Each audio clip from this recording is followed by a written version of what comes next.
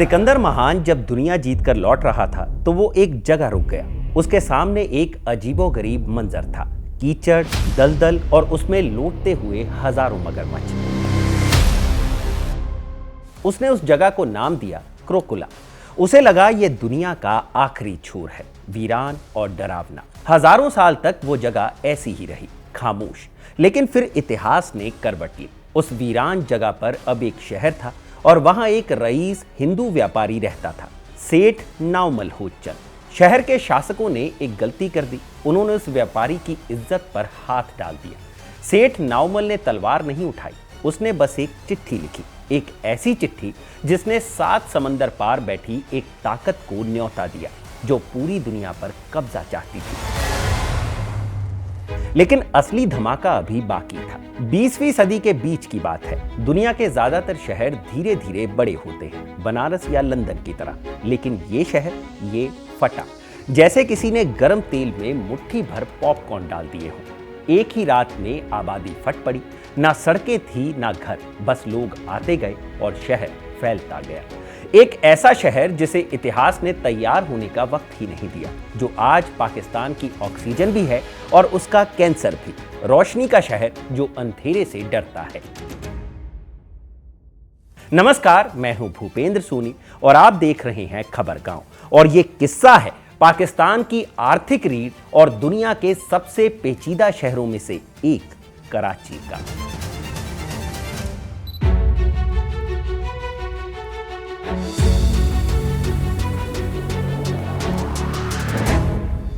कराची को समझने के लिए हमें उस दौर में चलना होगा जब यहां कोई शहर नहीं था। सिर्फ एक औरत थी, एक खूंखार जानवर था और एक समंदर था जो अपनी लहरों के साथ एक नई दुनिया बनाने की जिद कर रहा था। चलिए कहानी के पहले पन्ने पर चलते हैं, उस दौर में जिसे इतिहासकार माईकोलाची कहते हैं।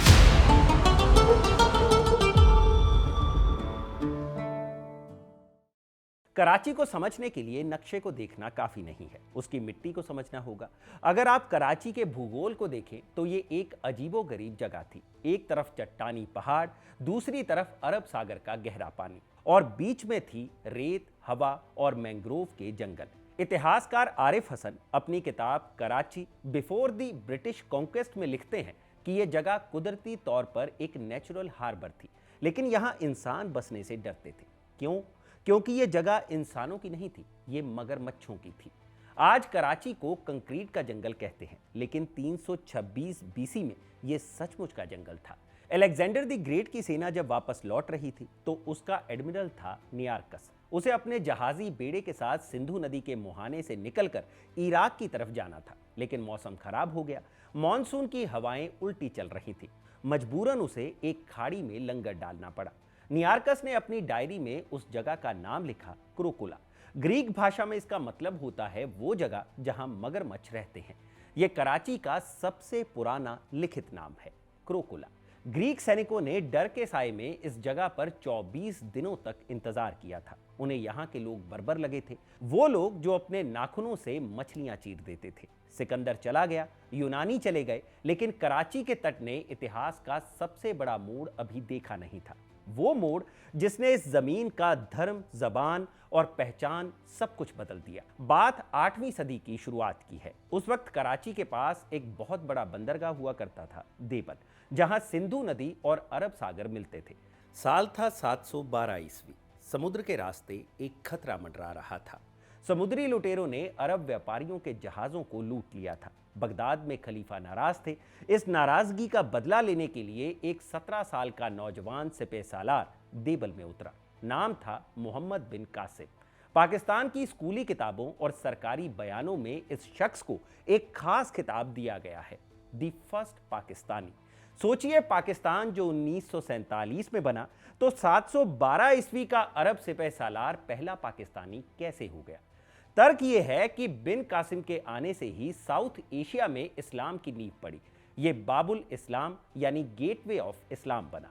जिस जगह कासिम उतरा था, देवल, वो बंदरगाह आज नहीं है। कराची से कुछ ही मील दूर घाघरा क्रीक के किनारे एक प्राचीन शहर के खंडर मिले हैं, जिसे आज भंभोर के नाम से जाना जाता है। पुरातात्विक मानते हैं कि यही वो देवल बंदरगाह थी जो कभी अरब सागर का सबसे व्यस्त नाका हुआ करती थी। लेकिन जैसे नदियों का मूड बदलता है, वैसे ही शहरों की किस्मत भी बदलती है। 13वीं सदी के आसपास सिंधु नदी ने अपना रास्ता बदल लिया, देवल का पानी सूख गया और यह बंदरगाह रेत में दफन हो गई। लेकिन इसका असर यह हुआ कि व्यापार के रास्ते थोड़े पश्चिम की तरफ खिसक गए, उस तरफ जहां आज का कराची है। यह कराची का इतिहास है। इसी शहर के बारे में कुछ लोक कथाएं भी प्रचलित हैं। कहते हैं प्राचीन काल में यहाँ एक बहुत बड़ा भंवर था जिसे कलाची जोकुन कहा जाता था, यानी कराची का भंवर। इस भंवर में एक भयानक राक्षस मगरमच्छ रहता था। यह मगरमच्छ मछुआरों को खा जाता था। एक परिवार था जिसमें 7 भाई थे। ये सातों भाई इस मगरमच्छ को मारने गए, लेकिन खुद मारे गए। अब बचा उनका 8वां भाई, उसका नाम था मोरीरो। मोरीरो शरीर से अपाहिज था, उसके पैरों में जान नहीं थी, वो चल नहीं सकता था। इसलिए उसने दिमाग लगाया, उसने लोहे का एक मजबूत पिंजरा बनाया। उस पिंजरे के चारों तरफ नुकीले भाले और हुक लगवाए और फिर रस्सियों के सहारे खुद उस पिंजरे में बैठकर भंवर के बीच उतर गया। जब मगरमच्छ ने पिंजरे पर हमला किया तो वो लोहे के हुक और भालों में फंस गया। मोरीरो ने उसे मार गिराया। ये कराची की हजारों साल पुरानी कहानियां हैं। अब सवाल यह है कि मगरमच्छों की ये बस्ती कराची कैसे बनी। इसके पीछे किरदार है एक महिला का, नाम था माई कोलाची। 18वीं सदी की शुरुआत तक यहाँ कोई बड़ा शहर नहीं था। बलूचिस्तान और सिंध के बॉर्डर पर कुछ छोटी बस्तियां थी। इन्हीं में से एक बस्ती बलूच मछुआरों की थी। इस कबीले की मुखिया एक बहादुर महिला थी जिसका नाम था माई कोलाची। आरिफ हसन लिखते हैं कि यह बस्ती एक छोटे से टीले पर बसी थी जो समंदर में थोड़ा आगे तक निकला हुआ था। धीरे धीरे इस जगह को लोग कोलाची जोगूट कहने लगे, यानी कोलाची का गांव। वक्त के साथ जुबान फिसली, लहजे बदले, कोलाची घिसते घिसते कराची बन गया। लेकिन ये गांव शहर कैसे बना? यहीं पर एंट्री होती है भूगोल और व्यापार की। कराची की लोकेशन बहुत स्ट्रेटेजिक थी। उसके उत्तर में 2 नदियां थी, हब नदी और लायरी नदी, और दक्षिण में समंदर। पुराने शहर का पूरा नक्शा इन्हीं 2 चीजों पर टिका था, खारा समंदर और मीठा पानी। 1729 के आसपास यहां व्यापार बढ़ने लगा। ओमान और बहरीन से मोती और खजूर आने लगे। सिंध से अनाज और सूती कपड़ा बाहर जाने लगा। व्यापारियों को लगा कि इस जगह को सुरक्षित करना जरूरी है। डाकुओं और बाहरी हमलों का डर था, इसलिए शहर के चारों तरफ एक दीवार बनाई गई। ये दीवार कीचड़ और लकड़ी से बनी थी। इसमें तोपे लगाने की जगह थी, लेकिन सबसे दिलचस्प थे इस दीवार के 2 दरवाजे। पूरा शहर इन 2 दरवाजों के बीच बसा था। पहला दरवाजा समंदर की तरफ खुलता था, जहां से नमक और खारी हवा आती थी। इसका नाम रखा गया खारा दर, यानी सॉल्ट गेट। दूसरा दरवाजा लियारी नदी की तरफ से खुलता था, जहां से पीने का मीठा पानी आता था। इसका नाम रखा गया मीठा दर, यानी स्वीट गेट। आज भी कराची में ये दोनों इलाके मौजूद हैं, खारा दर और मीठा दर। भले ही वो दीवारें अब नहीं रही, लेकिन नाम रह गए। उस वक्त शहर का प्रशासन भी अनोखा था। आरिफ हसन लिखते हैं कि शहर का इंतजाम महाजन यानी व्यापारी लोग चलाते थे। कोई राजा नहीं था, बल्कि व्यापारियों की एक पंचायत थी। ये लोग सुबह अपने अपने दरवाजों की चाबियां संभालते थे और रात को शहर बंद हो जाता था। सुरक्षा के लिए सिंधी सिपाहियों का पहरा होता था। लेकिन जैसे जैसे कराची की शोहरत बढ़ी, पड़ोस के राजाओं की नीयत डोलने लगी। कराची अब सिर्फ मछुआरों का गांव नहीं रह गया था, ये सोने का अंडा देने वाली मुर्गी बन चुका था। जो भी इस बंदरगाह पर कब्जा करता, उसे कस्टम ड्यूटी का मोटा पैसा मिलता। पहले यहां कलोरा राजवंश का राज आया, फिर 1783 के आसपास तालपुर घराने ने सिंध पर कब्जा कर लिया। तालपुर शासकों ने कराची की अहमियत को समझा। उन्होंने शहर की सुरक्षा बढ़ाई। उन्होंने बंदरगाह के मुहाने पर एक ऊंची चट्टान पर एक किला बनवाया। इस जगह का नाम था मनोरा। मनोरा का यह किला कराची का गार्डियन था। 90 से 100 फीट ऊंची चट्टान पर बना यह किला दूर से ही दुश्मन के जहाजों को देख सकता था। तालपुरों ने यहां अपनी तोपें तैनात कर दी। उन्हें लगा कि अब कराची अभेद्य है, कोई इसे जीत नहीं सकता। शहर फल फूल रहा था, आबादी बढ़ रही थी। हिंदू व्यापारी और मुस्लिम कारीगर मिलकर रह रहे थे। आरिफ हसन बताते हैं कि उस दौर में कराची का समाज बहुत मिक्स था। यहाँ कच्छी, सिंधी, बलूची और व्यापारी वर्ग की अपनी अपनी बोलियां थी। दरगाहें थी, पंचमुखी हनुमान मंदिर और रत्नेश्वर महादेव जैसे मंदिर भी थे। सब कुछ ठीक चल रहा था। लेकिन 1830 का दशक आते आते हवा का रुख बदलने लगा। कराची के व्यापारियों को अंदाजा नहीं था कि उनकी समृद्धि ही उनकी मुसीबत बनने वाली है। शासकों को अपनी ताकत पर बहुत गुरूर था। उन्हें लगता था कि रेगिस्तान और समंदर उन्हें बचा लेंगे। इसी गुरूर में उन्होंने एक बहुत बड़ी गलती कर दी, ऐसी गलती जिसने इतिहास का पहिया हमेशा के लिए घुमा दिया।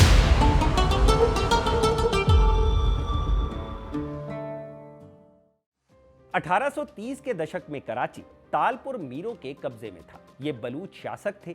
उन्हें लगता था कि उनका राज अमर है, लेकिन उन्हें अंदाजा नहीं था कि समंदर के रास्ते एक नई दुनिया उनकी तरफ बढ़ रही है। उस वक्त कराची के व्यापार पर एक आदमी का सिक्का चलता था। नाम था सेठ नाउमल होचचंद। नाउमल कोई मामूली व्यापारी नहीं थे। तब के एक ब्रिटिश अफसर अलेक्जेंडर बेली ने अपनी किताब Karachi past, present and future में लिखा है, नाउमल का नेटवर्क इतना तगड़ा था कि उसे ये भी खबर रहती थी कि अफगानिस्तान के पहाड़ों में क्या हो रहा है और बंबई के गवर्नर के दिमाग में क्या चल रहा है। कराची की खुशहाली में नाउमल और उसके जैसे हिंदू व्यापारियों का बहुत बड़ा हाथ था। लेकिन तालपुर शासकों के कुछ सिपाहियों और अधिकारियों ने एक गलती कर दी। धार्मिक कट्टरता के नशे में उन्होंने नाउमल के पिता और परिवार की बेइज्जती की। उन्हें लगा कि एक व्यापारी क्या ही कर लेगा, ज्यादा से ज्यादा दुकान बंद करके बैठ जाएगा। लेकिन नाउमल ने दुकान बंद नहीं की, उसने एक सौदा किया। उसने खत लिखा। किसे? अंग्रेजों को, जो उस वक्त भारत में ईस्ट इंडिया कंपनी के रूप में फैल रहे थे। नाउमल ने उन्हें बताया कि सिंध को जीतना कितना आसान है। उसने उन्हें कराची के बंदरगाह की गहराइयों के राज बता दिए। उसने बता दिया कि मनोरा का किला बाहर से जितना मजबूत दिखता है, अंदर से उतना ही खोखला है। अंग्रेजों को तो बस बहाना चाहिए था। ये द ग्रेट गेम का दौर था। रूस अफगानिस्तान के रास्ते भारत की तरफ बढ़ रहा था। अंग्रेजों को रूस को रोकने के लिए अफगानिस्तान चाहिए था और अफगानिस्तान जाने के लिए उन्हें कराची का पोर्ट चाहिए था। नाउमल का खत उनके लिए लॉटरी जैसा था। तारीख थी 1 फरवरी 1839।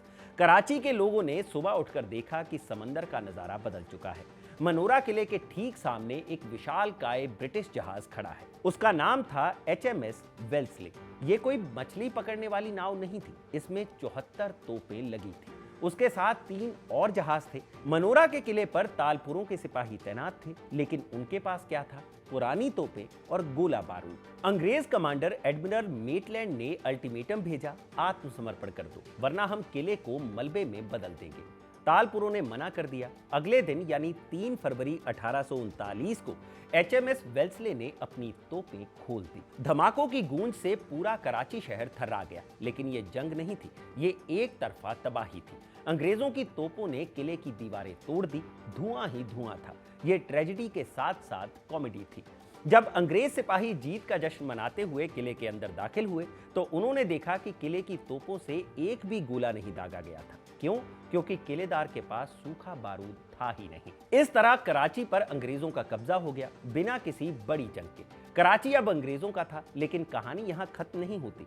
कराची तो बस एक दरवाजा था, असली मकसद था पूरा सिंध। यहाँ एंट्री होती है उस आदमी की जिसे आज भी कराची की सड़कों के नामों में जिंदा रखा गया है। नाम था सर चार्ल्स नेपियर। ब्रिटिश फौज का वो जनरल जिसने कराची जीतने के 4 साल बाद 1843 में बाकी सिंध को जीतने के लिए चढ़ाई की। बैटल ऑफ मियानी में उसने तालपुरों की फौज को बुरी तरह हराया और फिर उसने लंदन में बैठी महारानी और अपने सीनियर्स को एक टेलीग्राम भेजा। यह इतिहास का सबसे छोटा और सबसे शातिर टेलीग्राम माना जाता है। उसने सिर्फ एक लैटिन शब्द लिखा, पेकावी। लैटिन में इसका मतलब होता है आई हैव सिन्ड, मैंने पाप किया है। लेकिन आप अगर इसे बोलकर पढ़ें, थोड़ा तेजी से पढ़ें तो सुनाई देता है आई हैव सिन्ड, मेरे पास सिंध है। एक शब्द में उसने अपनी जीत का ऐलान भी कर दिया और यह भी मान लिया कि उसने जो किया वो शायद नैतिक रूप से गलत था, क्योंकि सिंध को हड़पने का कोई ठोस कारण नहीं था सिवाय इसके कि अंग्रेजों को इसकी जरूरत थी। खैर, पाप हो या पुण्य, कराची अब पूरी तरह से कंपनी बहादुर के कंट्रोल में था। दिलचस्प बात यह कि शहर को जीतने वाले चार्ल्स नेपियर ने पहली बार कराची को ध्यान से देखा तो उसे वो शहर बिल्कुल पसंद नहीं आया। अलेक्जेंडर बेली बताते हैं कि 1840 का कराची धूल से भरा, मक्खियों से भिनभिनाता एक कस्बा था। गलियां तंग थी, बदबूदार नाले थे, पीने का पानी साफ नहीं था। नेपियर ने अपनी डायरी में लिखा था कि यह जगह रहने लायक नहीं है। लेकिन फिर उसकी नजर बंदरगाह पर गई। उसे वो दिखा जो सिकंदर महान को नहीं दिखा था। नेपियर ने एक भविष्यवाणी की। उसने लिखा, you will be the glory of the east.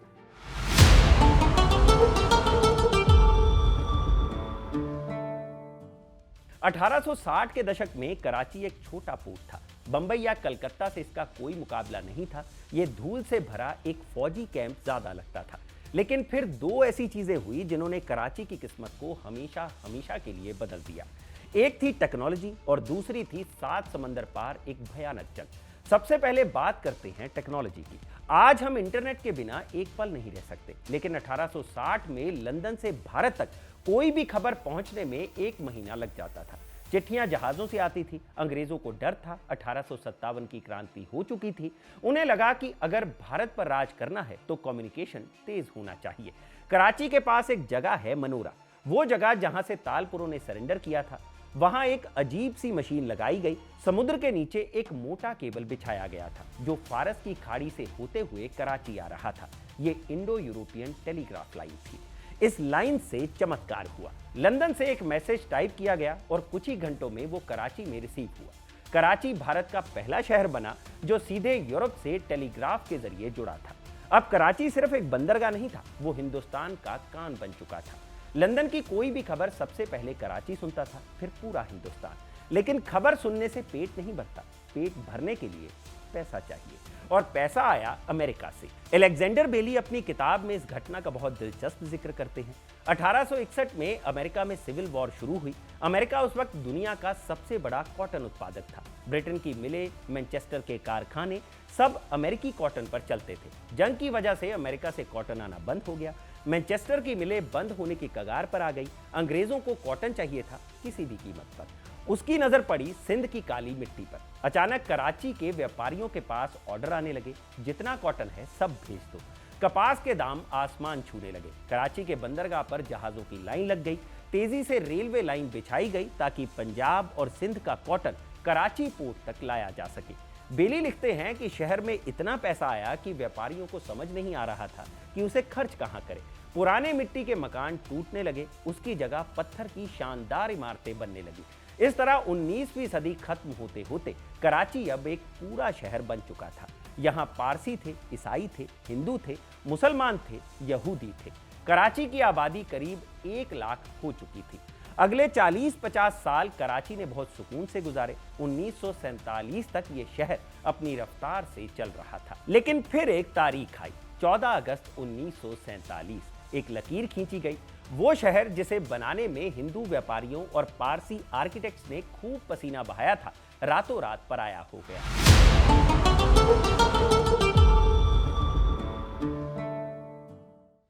1947 से पहले कराची एक अलहदा शहर हुआ करता था। स्टीव इंस्कीप अपनी किताब instant city, life and death in Karachi में लिखते हैं, 1947 से पहले सड़कें पानी से धोई जाती थी, विक्टोरिया तांगे चलते थे, ट्राम की घंटियां सुनाई देती थी, लोग शाम को समंदर किनारे पिकनिक मनाने जाते थे। ये एक शांत सोता हुआ शहर था। लेकिन 14 अगस्त 1947 की रात ये नींद टूट गई। भारत पाकिस्तान का बंटवारा हुआ और कराची रातों रात बदल गया।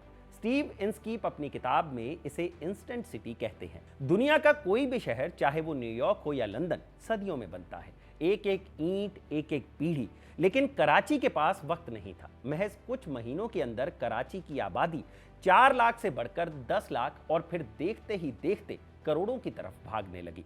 लाहौर और पंजाब से ट्रेनें आ रही थी, बंबई और गुजरात से जहाज आ रहे थे। इनमें वो लोग थे जो अपना सब कुछ पीछे छोड़कर आए थे। उर्दू बोलने वाले मुसलमान, जिन्हें पाकिस्तान में मुहाजिर कहा गया। लेकिन इस सिक्के का एक दूसरा पहलू भी था। कराची को बनाने वाले कौन थे? वो थे सिंधी हिंदू व्यापारी, वो पारसी आर्किटेक्ट, वो लोग जिन्होंने यहाँ के स्कूल, कॉलेज और अस्पताल बनाए थे। जनवरी 1948 में कराची में भयानक दंगे हुए और इन दंगों ने शहर के असली बाशिंदों को इस शहर को छोड़कर निकलने पर मजबूर कर दिया। ये एक अजीबोगरीब अदला बदली थी। स्टीव इंस्कीप लिखते हैं, कराची का जो दिमाग था, व्यापारी और पढ़े लिखे हिंदू वो जा रहे थे और मुहाजिर आ रहे थे।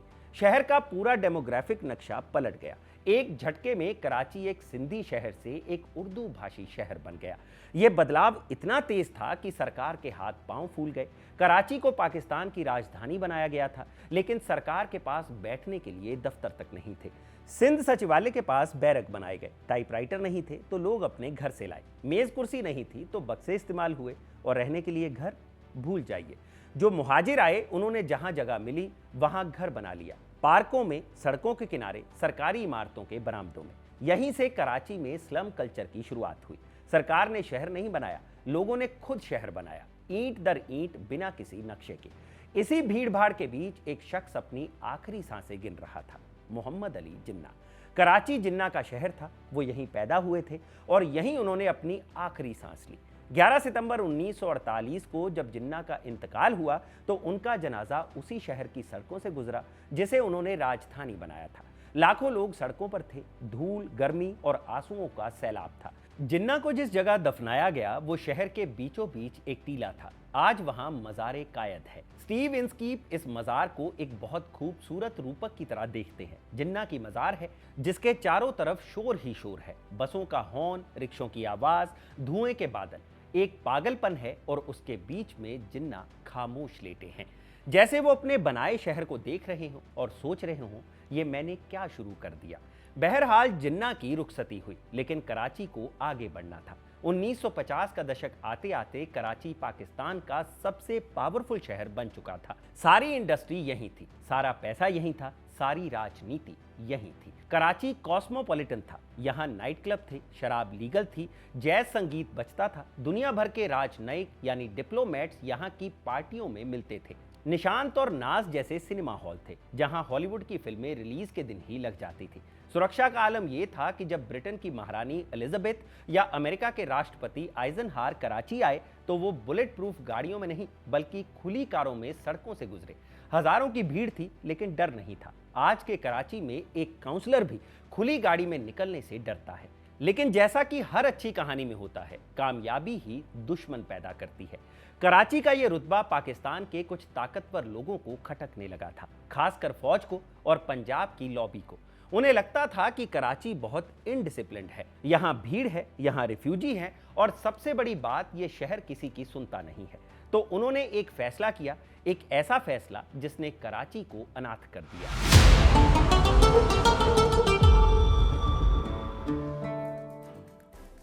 1950 के दशक की शुरुआत में कराची पाकिस्तान का दिल था। लियाकत अली खान देश के पहले प्रधानमंत्री इसी शहर से शासन चला रहे थे।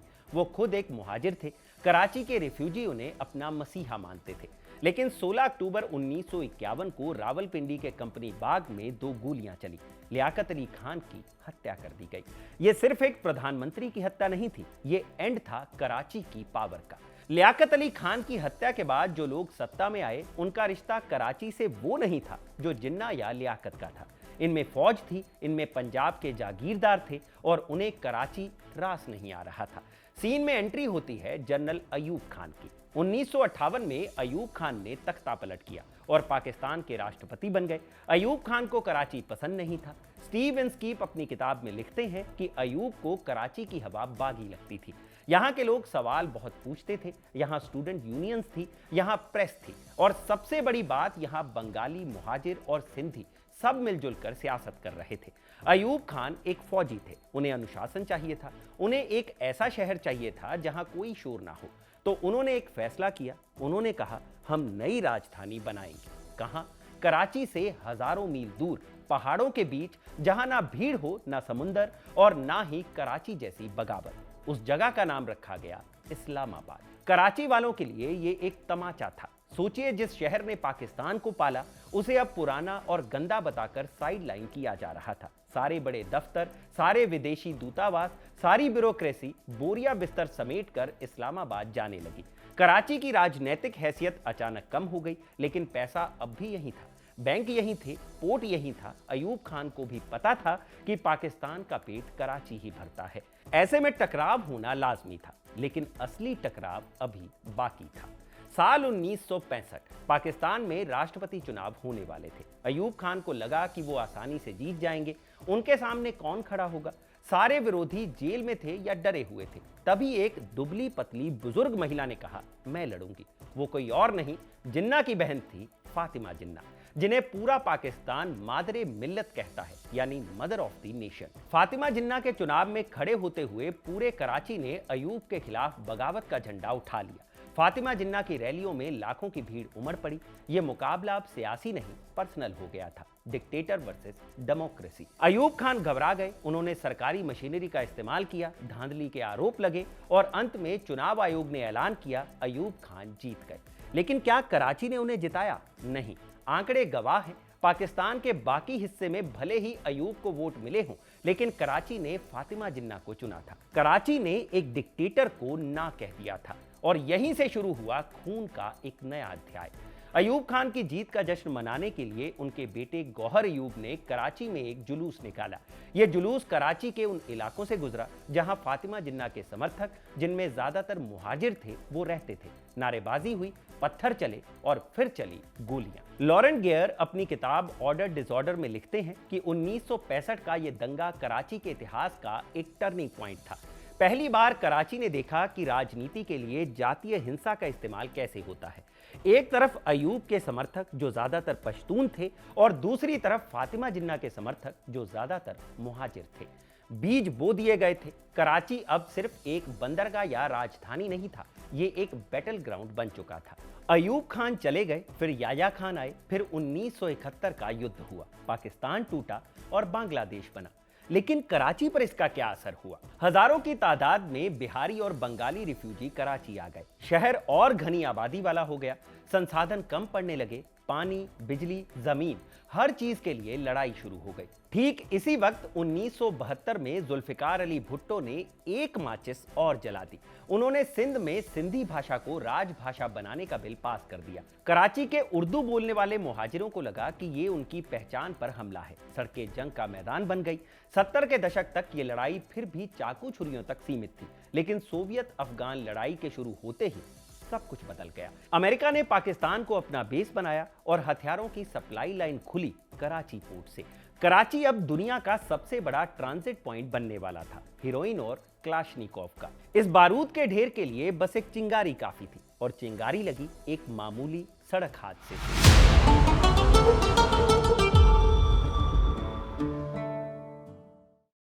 1981 में एक 20 साल का अमेरिकी छात्र कराची आया। वो कोलंबिया यूनिवर्सिटी में पढ़ता था और अपने पाकिस्तानी दोस्त हसन चंदू के घर छुट्टियों पर आया था। 3 हफ्तों तक वो लड़का कराची की सड़कों पर घूमा। उसने यहाँ दाल और कीमा खाना सीखा।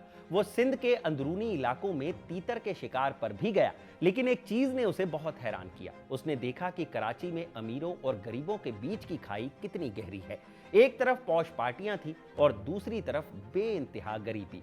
उस वक्त किसी को अंदाजा नहीं था कि कराची की गलियों में घूमने वाला ये मामूली सा छात्र एक दिन दुनिया का सबसे ताकतवर आदमी बनेगा। जी हाँ, उस लड़के का नाम था बराक ओबामा। बाद में ओबामा ने अपनी बायोग्राफी में लिखा कि कराची के उस दौर ने उन्हें दुनिया को देखने का एक नया नजरिया दिया। सोचिए, 1981 का कराची इतना शांत था कि एक अमेरिकी छात्र वहां मजे से घूम सकता था। लेकिन बस 4 साल बाद 1985 में इसी शहर में एक चिंगारी फूटी जिसने पूरे शहर को आग के हवाले कर दिया। इतिहास में कुछ तारीखें कैलेंडर में नहीं बल्कि खून से लिखी जाती हैं। कराची के लिए वो तारीख थी 15 अप्रैल 1985। उस दिन सुबह का सूरज आम दिनों जैसा ही निकला था। कराची के नजीमाबाद बस स्टॉप पर छात्रों की भीड़ थी। लड़कियां कॉलेज जा रही थी, लड़के हंसी मजाक कर रहे थे। तभी एक मिनी बस सामने से आई। रफ्तार तेज थी, एक मोड़ आया, ड्राइवर ने कंट्रोल खो दिया, बस सीधे छात्रों की भीड़ में जा घुसी। एक लड़की बुशरा जैदी बस के पहियों के नीचे आ गई। उसकी मौके पर ही मौत हो गई। उसकी सहेली नजमा गंभीर रूप से घायल हुई। ये एक सड़क हादसा था, दुनिया के किसी भी शहर में हो सकता था, लेकिन कराची अब बारूद का ढेर बन चुका था और बुशरा जैदी की मौत वो चिंगारी थी जिसका इंतजार बारूद को बरसों से था। वहां मौजूद छात्रों का गुस्सा फूट पड़ा। उन्होंने बस को आग लगा दी, ड्राइवर भाग गया। शाम होते होते ये खबर जंगल की आग की तरह पूरे शहर में फैल गई। एक मुजाहिर बेटी को पश्तून ड्राइवर ने मार डाला। ध्यान दीजिए, ये अब ड्राइवर और छात्र का मामला नहीं था, ये पश्तून वर्सेस मुहाजिर बन गया था। लॉरेंट गेयर अपनी किताब में लिखते हैं कि बुशरा जैदी की मौत एक कैटलिस्ट थी। उसने शहर के अंदर दबे हुए लावे को बाहर निकाल दिया। अगले 5 दिनों तक कराची जलता रहा। सड़कों पर बैरिकेड लग गए, गोलियां चलने लगी। यह पहली बार था जब कराची ने ऑटोमेटिक हथियारों की गूंज सुनी। ये हथियार कहां से आए? इसका जवाब कराची की सीमाओं के बाहर अफगानिस्तान में छिपा था। 1979 से अफगानिस्तान में जंग चल रही थी। अमेरिका और सऊदी अरब पाकिस्तान के रास्ते मुजाहिदीनों को हथियार भेज रहे थे।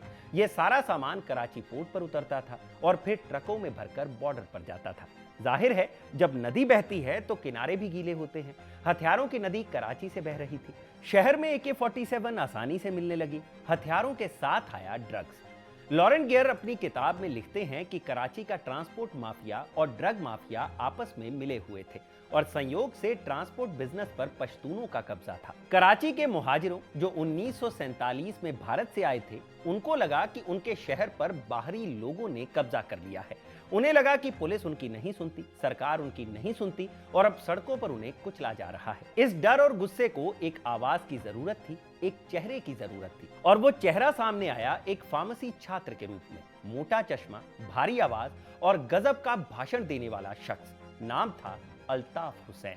अल्ताफ हुसैन ने 1978 में एक छात्र संगठन बनाया जिसका नाम था APMSO, यानी ऑल पाकिस्तान मुहाजिर स्टूडेंट ऑर्गेनाइजेशन। शुरुआत में यह सिर्फ यूनिवर्सिटी में एडमिशन और अधिकारों की बात करता था, लेकिन 1985 के दंगों के बाद अल्ताफ हुसैन ने समझ लिया कि अब छात्र राजनीति का वक्त गया। 1986 में उन्होंने एक नई पार्टी लॉन्च की जिसका नाम था MQM, यानी मुहाजिर कौमी मूवमेंट।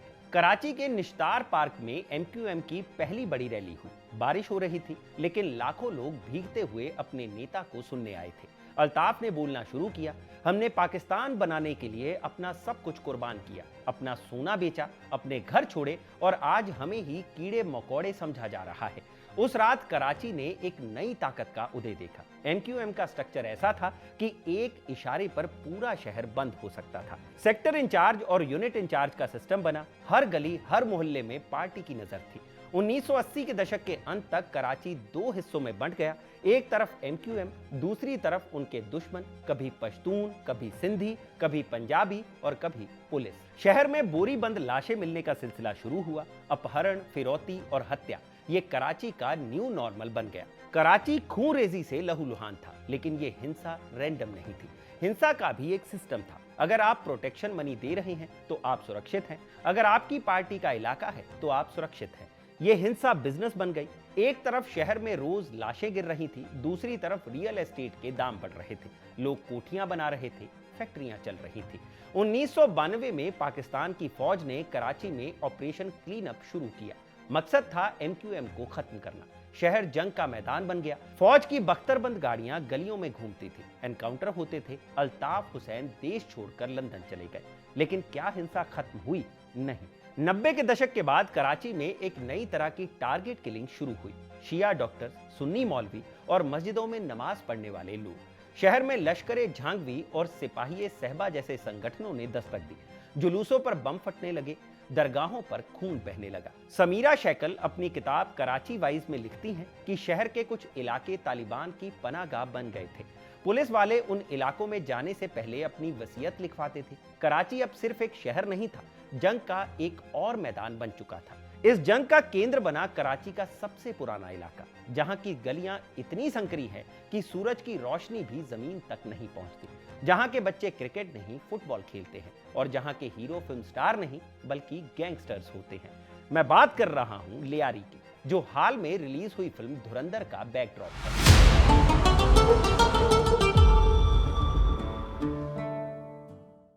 अगर आप कराची का नक्शा देखें तो शहर के दक्षिणी कोने में बंदरगाह के पास एक इलाका है। गलियां इतनी संकरी कि 2 लोग मुश्किल से साथ चल सके। मकान एक दूसरे के ऊपर चढ़े हुए और हर दूसरी छत पर आपको पाकिस्तान का नहीं बल्कि ब्राजील का झंडा लहराता हुआ मिलेगा। यह है लियारी। कराची के लोग इसे मिनी ब्राजील कहते हैं। जब फीफा वर्ल्ड कप होता है तो पूरा लियारी जागता है। यहाँ के लोग, जो ज्यादातर बलोच और अफ्रीकी मूल के शीदी हैं, फुटबॉल और बॉक्सिंग को धर्म की तरह पूजते हैं। लेकिन पिछले 20 सालों में लियारी ने फुटबॉल के अलावा एक और खेल खेला है, एक खूनी खेल, यानी गैंग वॉर। लॉरेन गियर अपनी किताब में लियारी को एक अलग ही दुनिया मानते हैं। वो लिखते हैं कि कराची का बाकी हिस्सा एथनिक वायलेंस से जूझ रहा था। मुहाजिर बनाम पश्तून, लेकिन लियारी में लड़ाई गैंगस्टर्स की थी। लियारी कराची की सबसे पुरानी बस्ती है। ये अंग्रेजों के आने से पहले भी आबाद थी। ये मजदूरों का इलाका है। कुली, मछुआरे और बंदरगाह पर काम करने वाले लोग यहीं रहते हैं। दशकों तक लियारी पाकिस्तान पीपल्स पार्टी यानी पीपीपी और भुट्टो परिवार का गढ़ रहा। जुल्फिकार अली भुट्टो यहां से चुनाव लड़ते थे। बेनजीर भुट्टो और आसिफ अली जरदारी की शादी का रिसेप्शन भी यहीं हुआ था। लेकिन 1990 के दशक में यहां की राजनीति बदल गई। यहां पहले दादा हुआ करते थे, मोहल्ले के पहलवान जो लोगों के झगड़े सुलझाते थे। लेकिन अफगान वॉर के बाद इन दादाओं के हाथ में चाकू की जगह AK-47 आ गई और फिर एंट्री हुई उस शख्स की जो लियारी का सबसे बड़ा मिथक बन गया। नाम था सरदार अब्दुल रहमान उर्फ रहमान डकैत। वो लियारी का रॉबिन हुड था। वो ड्रग्स बेचता था, वो अपहरण करता था, लेकिन उसी पैसे से वो गरीबों की बेटियों की शादी करवाता था। उसने स्कूल बनवाए, डिस्पेंसरीज बनवाई, यहां तक कि एम्बुलेंस भी चलवाई। गियर लिखते हैं कि रहमान डकैत ने पुलिस और सरकार के फेल होने पर अपनी समानांतर सरकार चला रखी थी। रहमान का दुश्मन था अरशद पप्पू। इन दोनों के बीच की जंग ने लियारी को नर्क बना दिया। कहते हैं कि एक बार अरशद पप्पू के गैंग ने रहमान के आदमी का सर काटकर फुटबॉल खेला था। बदले में रहमान ने उनके आदमियों को मारकर बोरियों में भरकर थानों के सामने फिकवा दिया। हालांकि यह गैंग वॉर सिर्फ दो गुंडों की लड़ाई नहीं थी, इसके पीछे सियासत थी। 2008 के आसपास जब पीपीपी की सरकार आई तो उन्होंने इन गैंगस्टर्स का इस्तेमाल एमक्यूएम को टक्कर देने के लिए किया। एमक्यूएम के पास अपनी मिलिटेंट पावर थी तो पीपीपी ने सोचा हमारे पास भी अपने लड़के होने चाहिए। तो लियारी के गैंगस्टर्स को सरकारी संरक्षण मिल गया। पुलिस को आदेश था कि रहमान डकैत और उसके लड़कों को हाथ ना लगाया जाए। नतीजा क्या हुआ? लियारी एक नो गो एरिया बन गया। पुलिस भी वहां जाने से डरती थी। बख्तरबंद गाड़ियां गलियों में घुसती और रॉकेट लॉन्चरों से उन पर हमला होता। 2009 में रहमान डकैत एक पुलिस एनकाउंटर में मारा गया। लियारी रोया, हजारों लोग उसके जनाजे में आए। उन्हें लगा उनका मसीहा चला गया। लेकिन रहमान के बाद जो आया वो और भी खतरनाक था, उजैर बलोच। उजैर ने रहमान की गद्दी संभाली। उसने डर का साम्राज्य कायम किया। उसने खुलेआम कबूला कि उसने चुनाव जीतने के लिए लोगों का कत्ल किया, जमीनें कब्जाई और करोड़ों की हफ्ता वसूली की। 2013 तक आते आते कराची थक चुका था। रोज की हड़तालें, रोज की हत्याएं। व्यापारियों ने कहा अब और नहीं। फौज ने कहा अब बहुत हो गया। सितंबर 2013 में एक नया कराची ऑपरेशन शुरू हुआ। इस बार रेंजर्स को पूरी छूट दी गई। लियारी की गलियों में घर घर तलाशी हुई, एनकाउंटर हुए, कई गैंगस्टर्स मारे गए या भाग गए। एमक्यूएम के दफ्तर सील हुए। शहर ने राहत की सांस ली। इसका असर आंकड़ों में भी दिखा। एक वक्त था जब वर्ल्ड क्राइम इंडेक्स में कराची दुनिया का छठा सबसे खतरनाक शहर था। रेंजर्स ऑपरेशन के बाद ये 128वें नंबर पर आ गया। सुनने में ये कामयाबी लगती है। सड़कों पर गोलियों की तड़तड़ाहट कम हो गई, बोरी बंद लाशें मिलना बंद हो गई। लेकिन क्या सच में शांति आई? जानकार कहते हैं नहीं, यह शांति नहीं, सन्नाटा है। ऑपरेशन ने शाखाएं काटी, लेकिन जड़ें अब भी जमीन के अंदर मजबूत है। अपराध खत्म नहीं हुआ, बस उसका तरीका बदल गया। अब सीने पर गोली नहीं मारी जाती, अब मोबाइल छीने जाते हैं। स्ट्रीट क्राइम आज भी कराची का सबसे बड़ा डर है। और सबसे बड़ी चोरी जो शुरू हुई वो थी उस चीज की जिसके बिना इंसान जिंदा नहीं रह सकता।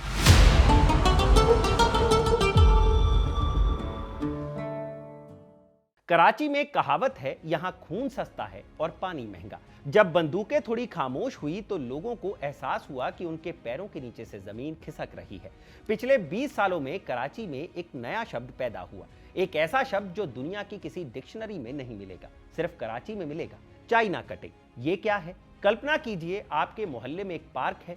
एक रात वहां कुछ लोग आते हैं। वो पार्क के नक्शे को ब्लेड से काटते हैं, पार्क को छोटे छोटे टुकड़े बनाते हैं और उसे बेच देते हैं। इसे कहते हैं चाइना कटिंग। सरकारी जमीन, स्कूल के खेल के मैदान और यहां तक कि गंदे नालों के किनारे की जमीन, सब कुछ काट काट कर बेच दिया गया। स्टीव इंस्कीप अपनी किताब में बताते हैं कि कराची की हिंसा के पीछे सबसे बड़ा कारण यही जमीन है। एमक्यूएम हो, गैंगवार हो या पुलिस, सबको इस जमीन में हिस्सा चाहिए था। जमीन की बंदर बांट के बाद अगला नंबर आया पानी का। कराची समंदर के किनारे बसा है लेकिन प्यासा है। शहर को पानी चाहिए लेकिन पानी नालों में नहीं आता, वो आता है टैंकरों में। कराची में टैंकर माफिया एक समानांतर सरकार चलाता है। ये लोग सरकारी पाइपलाइन से पानी चोरी करते हैं, उसे टैंकरों में भरते हैं और फिर उन्हीं को बेचते हैं जिनके नलों का पानी उन्होंने चोरी किया है। ये अरबों रुपए का धंधा है। कराची आज शायद गैंग वायलेंस से आगे निकल गया है, लेकिन अगली लड़ाई और बड़ी है। शहर में पानी की कमी और बदलता मौसम। साल 2015 कराची में गर्मी का पारा 49 डिग्री तक पहुंच गया था। हजारों लोग सिर्फ इसलिए मर गए क्योंकि शहर के कंक्रीट ने हवा रोक दी थी।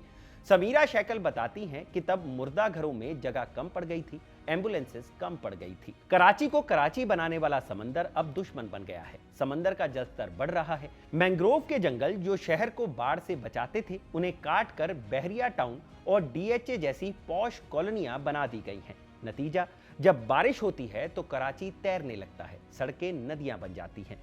साउथ ईस्ट एशिया के तमाम बड़े शहरों की तरह ही ये कराची का आज का संकट है। हमने 326 बीसी के क्रोकुला से शुरू किया था, जहां सिकंदर महान को मगरमच्छों का डर था।